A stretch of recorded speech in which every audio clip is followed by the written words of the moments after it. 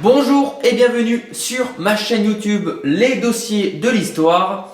Je suis votre nouveau fournisseur de contenu historique traitant de la France. Et on commence sans plus tarder avec le général Giraud, pour ceux qui ne connaissent pas. Allez, lecture.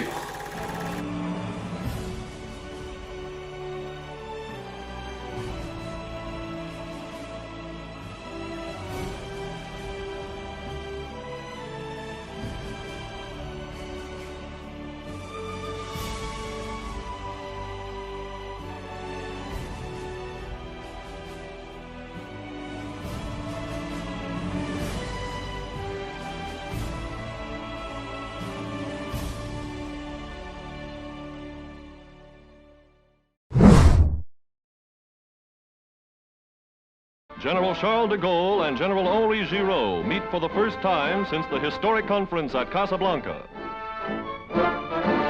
Ancien élève de l'école de Saint-Cyr, officier d'infanterie en 1914, blessé, prisonnier, évadé 2 fois, il participe ensuite à la guerre du Rif.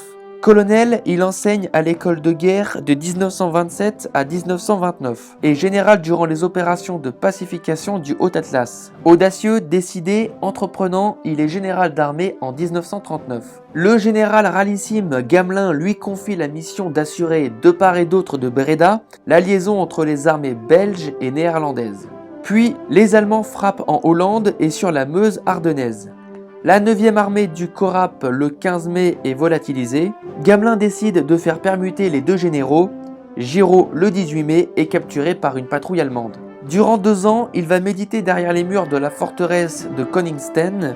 Il prépare une nouvelle évasion. Et en avril 1942, il réussit. L'état-major américain sollicite son concours, un sous-marin britannique vient le chercher clandestinement sur le littoral provençal, l'emmène à Gibraltar, Giraud y rencontre Eisenhower. Et dès le 9 novembre, le général est à Alger. Mais l'armée d'Afrique demeure insensible à son appel lancé à la radio. Giraud entre au comité français grâce au soutien américain, mais comme second. Lorsque Darlan est abattu en décembre 1942, le général prend le titre insolite de commissaire civil et militaire. Le comité français de Londres demeure hostile, le général de Gaulle lui reprochant une trop grande complaisance à l'égard de Washington. En vain, Churchill et Roosevelt, réunis en janvier 1943 au Maroc, tentent-ils de rapprocher les 2 hommes. En France occupée, les résistants se méfient de ce comité d'Alger et cette prise de position va emporter la décision en faveur de la France libre. Le 3 juin, le Comité français de libération nationale, CFLN, est constitué à Alger, consacrant un partage de pouvoir entre les généraux Giraud et de Gaulle. Car oui, Giraud est avant tout un homme de guerre et les intrigues de couloir lui répugnent. Enfin, en octobre 1943, il dirige de brillante manière la libération de la Corse. Mais un accord passé avec des membres de maquis communistes lui est vivement reproché d'Alger. Il se consacre entièrement aux opérations d'Italie où opère le corps expéditionnaire du général Juin. Mais en avril 1944, de nouvelles dissensions entre Giraud et le responsable des forces armées se produisent. Alors, il préférera renoncer à ses fonctions. Dès lors, Giraud ne jouera plus aucun rôle.